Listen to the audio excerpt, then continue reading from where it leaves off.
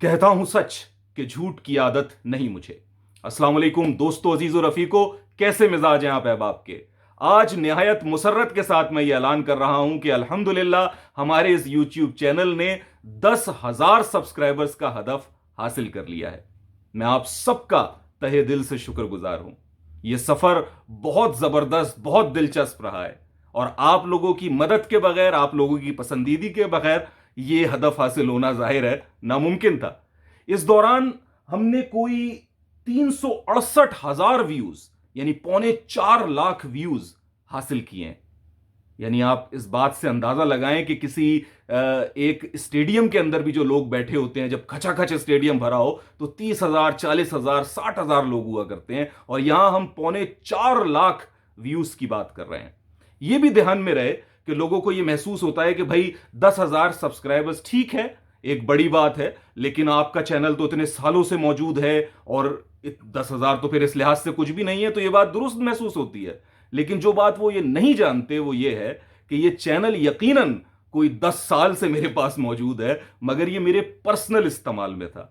यानी इस पर मेरी कुछ पर्सनल वीडियोस मौजूद थी जिनको मैंने फिर प्राइवेट कर दिया या डिलीट कर दिया, या इसके ऊपर कहीं मैंने कहीं लेक्चर दिया, कोई गुफ्तगू की, तो जैसी भी वीडियो हुई वो मैंने डाल दी। तो कभी मैंने इसको एज ए सीरियस नहीं लिया था।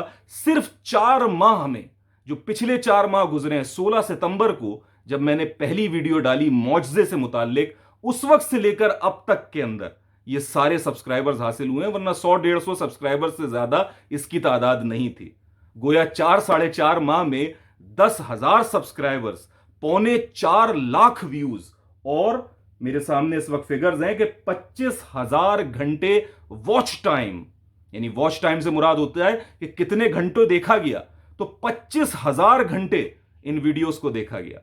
यानी ये अंदाजा लगाएं कि अगर किसी एक आदमी को आप बिठा दें और कहें कि चलो भाई इस चैनल की वीडियोस देखो, सुबह से लेकर शाम तक ना तुम्हें सोने की इजाजत है ना खाने की इजाजत है, और 24 घंटे देखते रहो, तो उसे कोई 1,041 दिन लगेंगे 25,000 घंटों का वॉच टाइम कवर करने में। सिर्फ समझाने के लिए बात बता रहा हूं कि कितने लोगों तक अल्हम्दुलिल्लाह इस चैनल के जरिए रसाई मुमकिन हो सकी है। तो मैं आप सबका शुक्रगुजार हूं और मैं आपसे गुजारिश करता हूं कि इस पैगाम को जिस हद तक पहुंचा सकते हैं पहुंचाएं, अगर आप समझते हैं कि इसमें कुछ खैर है। बाकी रही बात मुखालिफिन की, तो वो तो जैसे डॉक्टर इसरार अहमद रहमुल्लाह कहा करते थे कि अगर आप हक की दावत दे रहे हैं और मुखालफत नहीं हो रही, तो फिर आप शायद हक की दावत नहीं दे रहे, बल्कि आपने बातिल के साथ कोई जेंटलमैन एग्रीमेंट कर रखा है।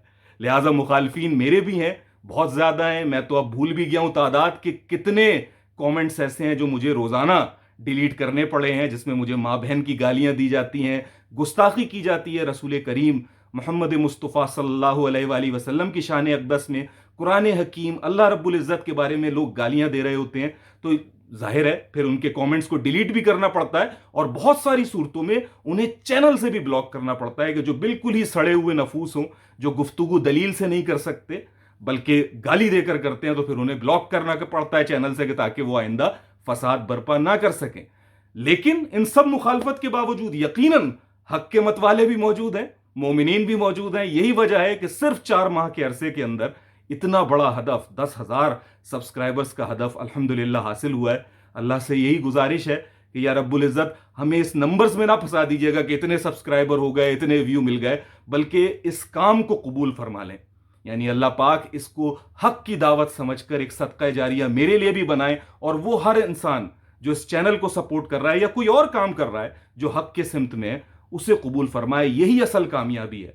बाकी ये लाइक्स की तादाद, ये कमेंट्स में तारीफें, ये सब्सक्राइबर्स की तादाद, ये सब फजूल, सब बेकार हैं, अगर के अल्लाह पाक के सामने सुनवाई ना हो सके या कबूलियत ना हो सके।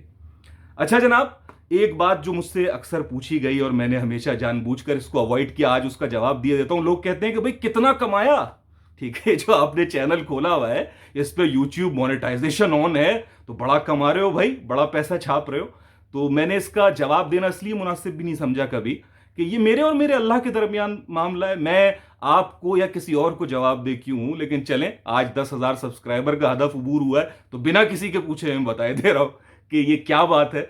यकीनन मैंने मोनेटाइजेशन को ऑन किया और इस नियत से किया है कि इससे जो पैसे अब हासिल होंगे वो इसी चैनल में वापस लग जाएंगे।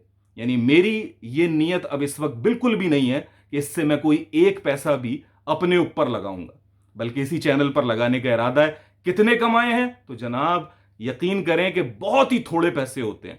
इस बात से अंदाजा लगा लें कि इतनी कामयाबी के बाद 4 साढ़े 4 महीने की मेहनत के बाद भी $100 भी पूरे नहीं होते। यानी ये कमाई है टोटल जो उससे हासिल होती है। और अल्हम्दुलिल्लाह मैं इंग्लैंड में रहता हूं और एक बहुत अच्छी नौकरी करता हूं, वेल पेड हूं। तो मेरे लिए जो है वो इससे कहीं ज्यादा पैसा कमाना इसके 10% वक्त को लगाकर हासिल करना मुमकिन है। तो जाहिर है मुझे साबित करने की आपको जरूरत नहीं है, सिर्फ अपनी रोदात बता रहा हूं। यकीन करना है करें, नहीं करना ना करें, आपकी मर्जी है। लेकिन ये कि ये चैनल का पैसा मैं अपने ऊपर नहीं लगाना चाहता। अब आप पूछ सकते हैं तो अच्छा भाई क्यों फिर मोनेटाइजेशन ऑन की हुई है, बंद कर दो ना। क्यों बंद कर दूं भाई? यानी इस मोनेटाइजेशन से जो पैसे आएंगे वो मैं इसी चैनल पर लगाना चाहता हूं कि जो अपनी जेब से लग रहे हैं वो तो लग ही रहे हैं, चाहे वो माइक की सूरत में हो, चाहे वो मोबाइल की सूरत में हो, कैमरे की सूरत में हो, ट्रेवलिंग की सूरत में हो। ये जैसे स्टैंड के ऊपर मैंने इस वक्त कैमरा लगाया, वो स्टैंड खरीदने की सूरत में, ऐसे दसियों खर्चे हैं जो आप लगाते हैं। और बाकी रही बात यह कि उसकी प्रमोशन करना यानी उसकी एडवर्टाइजमेंट करना, उसके तो भाई पैसे हैं ही नहीं हमारे पास। तो ये पैसे जो आएंगे तो हो सकता है कि उसकी एडवर्टाइजमेंट में कुछ लग सकें। आप ये बात जानते हैं कि इस वक्त जो दीगर लोग काम कर रहे हैं, मुखालिफिन, खासतौर पे मुल्हिदीन जो हैं, वो बाकायदा पैसे मांगते हैं। यानी वो अपने चैनल पर ये कहते हैं हमें पैसे दीजिए, हमें मदद कीजिए, चंदा दीजिए जी हमें। और उस चंदे को वो लगा रहे हैं तो बाज सूरतों में हजारों डॉलर और बाज में सैकड़ों डॉलर वो अपने चैनल की वीडियोस की प्रमोशन में लगा रहे हैं, जिसकी वजह से वो एक वाइडर ऑडियंस तक पहुंच पा रहे हैं। मेरे पास इसका बजट नहीं है, ना मैं आपसे ये मांगता हूं पैसे। ये मैं इंशाल्लाह खुद ही अपनी जेब से भी लगाने का इरादा रखता हूं और जो उस चैनल से कमाऊंगा वो भी इसमें लगा दूंगा। बाकी ये कि भाई ये चैनल किस तरीके से इतना बड़ा हुआ कि 4 साढ़े 4 महीने में बिना किसी प्रमोशन के इतने पहुंच गया। तो भैया ये मामला ये है कि आपको इसमें यूट्यूब का एक एल्गोरिदम है जो इसके पीछे काम कर रहा होता है, जो ये बताता है किस वीडियो को ऊपर रखना है, किसको पीछे रखना है, टैगिंग किस तरीके से होगी, टाइटलिंग किस तरीके से होगी, किस वक्त में अपलोड करना है। ऐसे सैकड़ों फैक्टर्स हैं जिनके जरिए जो है वो कोई वीडियो ऊपर आती है या कोई चैनल ऊपर जा पाता है। ये अपने आप में एक साइंस है कि जिसमें यूट्यूब एल्गोरिदम को स्टडी किया जाता है। इस पर सैकड़ों की तादाद में वीडियोस इस वक्त यूट्यूब पर मौजूद हैं।